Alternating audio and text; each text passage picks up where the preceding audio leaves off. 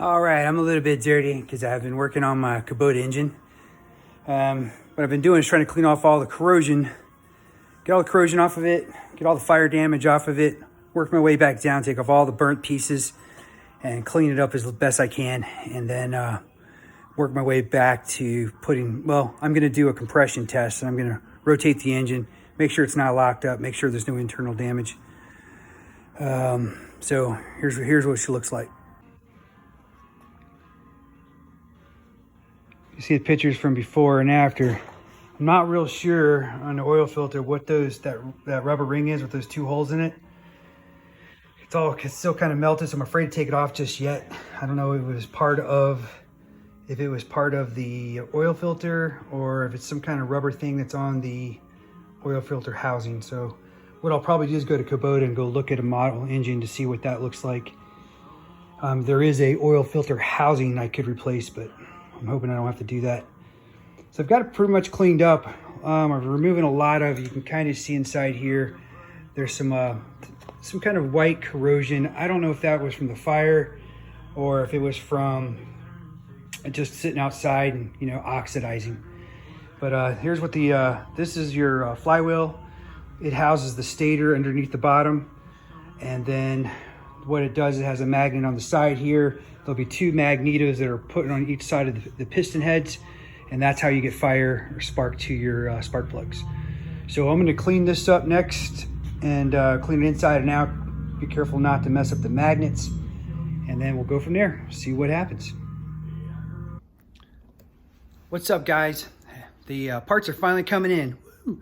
So I can start reassembling the Kohler engine. I don't know if I've told you before, this is a Kohler CV742 and it's a -3011. And what that means, after doing all the research, what I found out is that's actually the Kohler engine. It's a 25 horsepower engine that's used for Kubota. This engine's used on several industrial style Cub Cadet, I think I saw, I can't remember the name brands, but there are a bunch of other name brands that Kohler sells these engines to for these zero-turn lawnmowers. They are all gas. This is a V-twin. So I think it's 742 horsepower. Believe it or not, it's kind of a weird horsepower, or CC actually. So what we're going to start doing is, now that I got some parts in, let's start getting this thing back together. It'll still take me a while, so the parts are on order, but I'm gonna get on. So today what we're gonna be installing is the stator, the magnetos, hopefully the flywheel that I've cleaned up, got most of the rust off of, and then I'll start prepping a lot of the, there's a bunch of heat shields that go around the motor, and also there's also shields where you install the blower housing. So we're waiting on the blower housings coming in, and man, there's parts missing. So I noticed what's missing on this engine.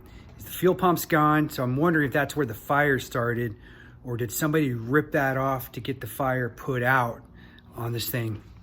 I did rotate the engine just to make sure it wasn't locked up. I'm assuming that inside the cylinder heads where the valves are and the valves and the springs and all that, they're going to be good. I've ordered new covers because the covers that I've had here, they were either damaged from being melted, getting too hot. So I'm going to use a vacuum cleaner and clean those out. So without further ado, we'll get started on getting this thing back together. All right, thanks.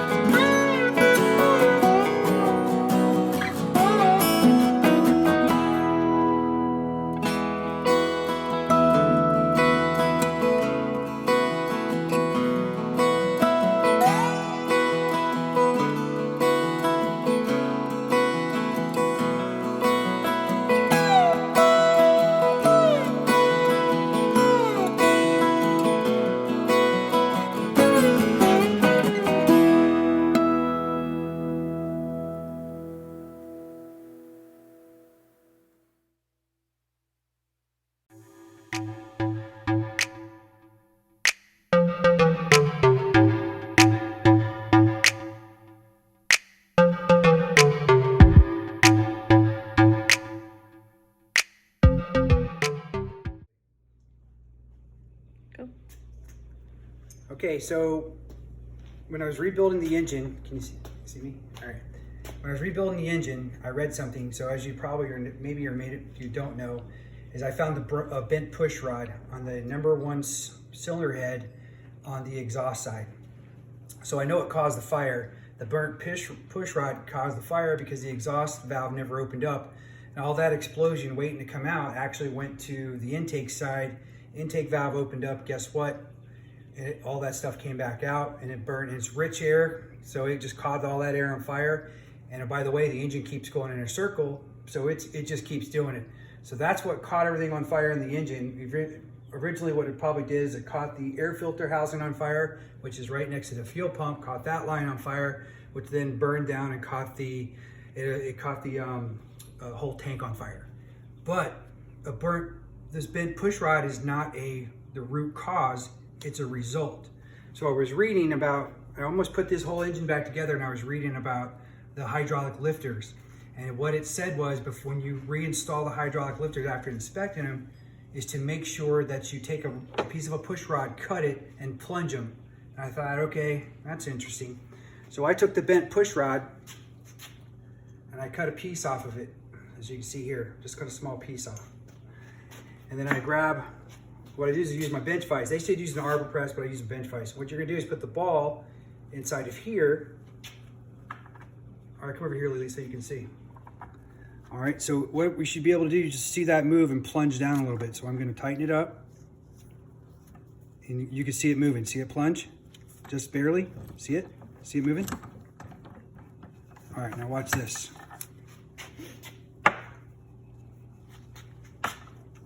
This is cylinder 1. This is the exhaust one. It won't move. It's stuck in the up position. So what happened was, when it was pushing, what happens, there's a cylinder in here, it's supposed to move back and forth, almost like if you look like your shock absorber on your car. Well, that's not moving, it's jammed all the way up. So that pressure on the spring and the rocker arm is what caused to bend the push rod. Bent the push rod. So anyway, so the root cause of that whole fire of ruining an $8,000 lawnmower is this little guy right here. So I've ordered 4 more new ones. I'm not going to take a chance. If you already have the engine down to this part, you might as well go ahead and replace them all. So